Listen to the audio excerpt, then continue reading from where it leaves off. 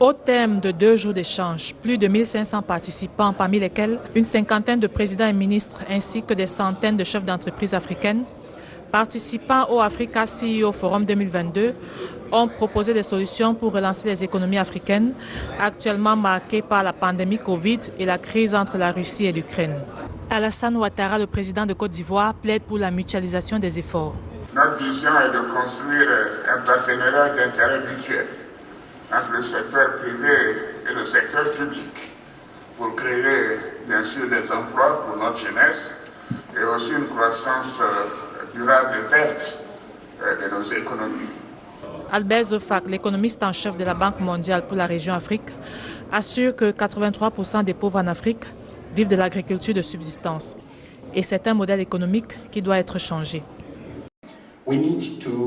Nous devons stimuler la productivité de l'agriculture en investissant et non en distribuant davantage de subventions. Si vous regardez les dépenses publiques en Afrique dans l'agriculture pour les pays africains, la plupart vont dans les subventions et non dans l'investissement et l'innovation qui augmenteraient la productivité. Si nous faisons cela, et plus la productivité augmentera, et plus les gens quitteront l'agriculture pour des activités plus productives. Mais ceux qui resteraient vivraient mieux. Quant à Jérôme Petit, en charge de la logistique Afrique au sein du groupe Bolloré, il se dit confiant dans la mise en œuvre de la zone de libre-échange continentale africaine, un projet qui devrait augmenter le commerce intra-africain. Être moins dépendants pour leur propre flux de consommation et de transformation du reste du monde. Et donc développer de la fabrication, de la transformation industrielle et de la production intra-africaine. Tout ceci, bien sûr, ne sera une réalité que si la fameuse zone de libre-échange commercial panafricaine se met en place. La ZLECAf, pour nous, est un grand enjeu.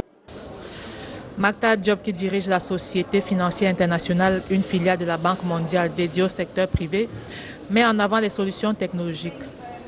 Nous sommes à l'époque du numérique, nous avons des start-up talentueuses, nous avons beaucoup de talents en Afrique et les investissements qui seront faits en matière de câbles sous-marins devraient permettre d'accélérer cette transformation économique et structurelle de nos économies.